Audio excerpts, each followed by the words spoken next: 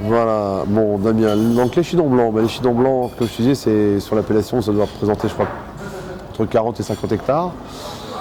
Nous sur le domaine, on a 2 parcelles, voilà. D'ailleurs les noms de cuvées de ces deux vins blancs que l'on a, donc tu je crois vends toi les Rochettes. Les Rochettes c'est le nom d'une parcelle, c'est le nom d'un lieu-dit qui se trouve sur Chinon. Voilà, donc les Chinons blancs, cépage Chenin, cépage merveilleux qui pour moi est un des meilleurs cépages au monde, en blanc, avec bien sûr le Riesling, des cépages comme ça qui sont mythiques, le Savagnin dans le Jura, le Petit Mansin, bon, sans oublier Chardonnay bien sûr en Bourgogne, mais le Chenin c'est vraiment le cépage typique de la Loire. C'est pour moi un des plus grands cépages, hein, je le redis, j'y crois fortement. C'était un avènement pour l'exploitation. J'ai réfléchi à cette notion de terroir où on pouvait implanter ce cépage. Donc sur l'autre cuvée, la première cuvée de domaine en blanc, c'était donc que l'on a implanté, c'est les Chênais, qui se situent sur des Turoniens justement, un peu différents des Rochettes. Les Chênais qui sont peut-être des vins un peu plus gras que Rochette. Rochette étant, la cuvée Rochette étant un terroir donc sur Chinon, Chênais étant sur Cravant-les-Coteaux, sur des Turoniens blancs, donc des choses un peu plus dans la rondeur. Donc là en l'occurrence Rochette, c'est des vignes qui ont été plantées entre 2004 et 2006. Donc là on est sur vraiment des jeunes vignes. Donc là le premier millésime était 2007, je pense que toi tu as eu première commande. Donc ça c'est les vins, donc là on vendange, c'est un cépage tellement fascinant que l'on vendange sur tri. Souvent on passe 2-3 fois dans la parcelle. Donc là aussi on vendange bien sûr en caisse, les caisses sont ramenées rapidement au pressoir, on travaille le débourbage derrière au froid, et il y a, dans les 3 jours qui suivent, il y a une mise en fût ou en cuve. Je travaille sur Rochette souvent une partie en cuve tronconique. Je travaille avec un tonnelier bourguignon qui nous fait des petites cuves vraiment merveilleuses en chêne, et où on a des fermentations sur des plus grands volumes. Et Rochette, on est sur vraiment des Turoniens supérieurs, un peu des falins jaunes. Géologiquement, on est sur des terroirs avec beaucoup de fer. Donc là, les Rochettes, on a réussi à planter une sélection de Massal, de Chenin. Voilà, donc voilà, on a réussi. Bon, je ne dirai pas le nom du pépénériste parce que peut-être qu'il pourrait se faire embêter, je crois. Mais bon, moi j'ai décidé de faire mes propres sélections. J'ai trouvé un pépénériste qui m'a fait ma sélection, qui m'a fait mon greffage. Et donc on a une parcelle vraiment merveilleuse. On a à peu près 90 arts en Rochette. Et là on se trouve face à un vin qui est d'une pure minéralité. C'est une franchise sur l'acidité, sur le côté floral, fleurs blanches. C'est vraiment des vins à découvrir soit sur une entrée, soit sur une viande, soit sur un poisson.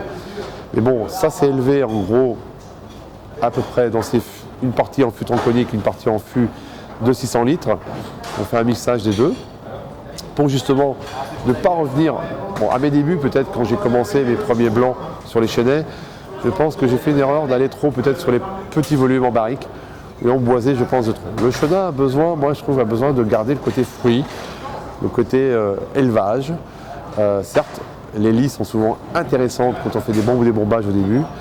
Et le Chenin est plein de finesse et plein de complexité, quoi. C'est un cépage qui peut, c'était 20 en fonction des 2008 par exemple, je pense qu'ils pourront tenir 10-15 ans dans le temps. C'est sûr qu'au début on recherche la fraîcheur, on cherche le fruit, le côté peps. On a un vin qui est sur le côté un peu mangue, fraîche, tout ça. Et sur le vieillissement, on aura sur Rochette, je pense, des vins qui seront sur la tendresse, sur le côté.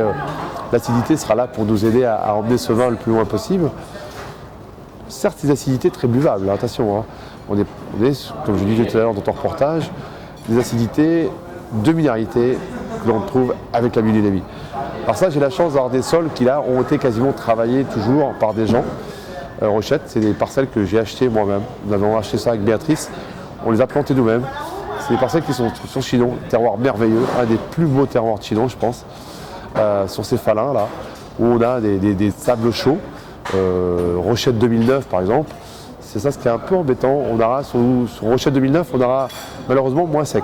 On a tout de vendanger fin septembre. On a monté en degré d'une puissance un peu trop vite, concentration. Par contre, on a des acidités qui sont là et qui nous feront des équilibres, je pense, contrairement à 2008, vraiment sucré-acide formidable, quoi. Voilà, donc on fera certainement un petit peu autre chose sur la parcelle en Rochette en 2009. Le vin que j'ai fait sur cette parcelle-là en 2009 n'est pas encore décidé. Ça arrive que, bon, parfois, j'ai donc ces deux parcelles. Sur les chinons blancs, j'ai deux parcelles. Donc j'ai les chênaies.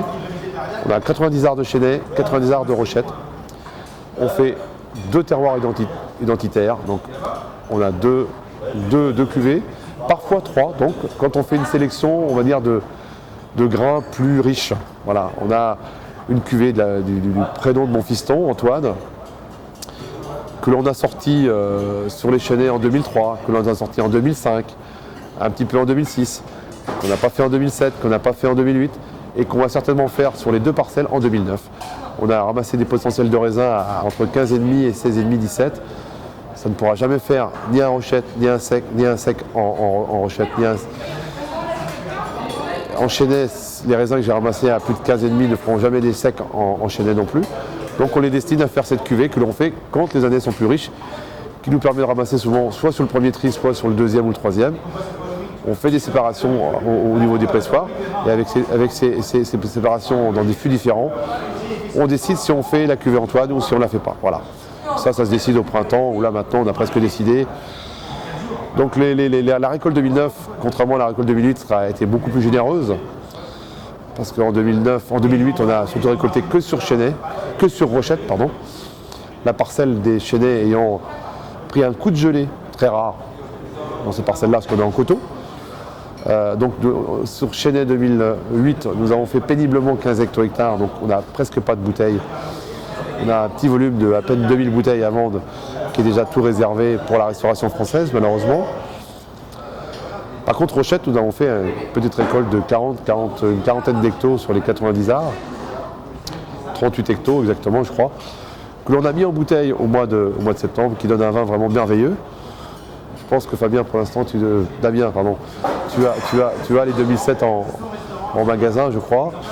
Mais je pense qu'il ne faudra surtout pas passer à côté de 2008, qui est un millésime vraiment qui ira loin et qu'on pourra vendre, je pense, pendant 3, 4, 5 ans sans souci, avec ce côté fraîcheur, minéralité, ce côté mangue, ce côté pêche, ce côté que les gens doivent trouver dans ce vin-là, qui est certainement formidable. Donc c'est vrai que c'est une cuvée qui est moins connue pour l'instant, parce que ça fait que 2 ans que je la sors. Mais ce qui arrive derrière avec le potentiel de cette parcelle est énorme. Je pense que la façon dont on la travaille est vraiment formidable. Elle a une exposition formidable, tout au mieux que, pas forcément mieux que Chênaies, mais c'est différent. Exposée un peu plus au vent d'est, parce que moins protégée. Les chênaies sur Cravant-les-Coteaux étant protégés, ce microclimat qui est la forêt. Je pense que avec la cuvée des chênaies, sur ce cépage chenin, j'ai un terroir phénoménal aussi. On a fait des demi-laves extraordinaires en chênaies. J'ai fait une 40-45 hectos sur les 90 arts, une quarantaine d'hectos à peu près, en récolte moyenne.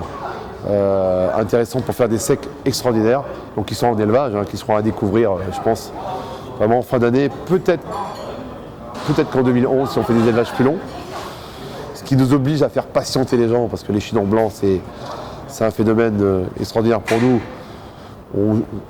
On vend quasiment les chinons blancs que sur réservation, tellement on a une demande dans la restauration et dans la gastronomie, surtout française. Et donc toi, tu en fais partie aussi aux États-Unis. On en vend dans les meilleurs restaurants avec notre importateur au Maroc. On en vend au Danemark. On en vend, donc tout. Je pense qu'avec ces chinons blancs, c'est vraiment une appellation qu'on pourrait développer. Il y a encore quelques bons terroirs à planter en chinon blanc.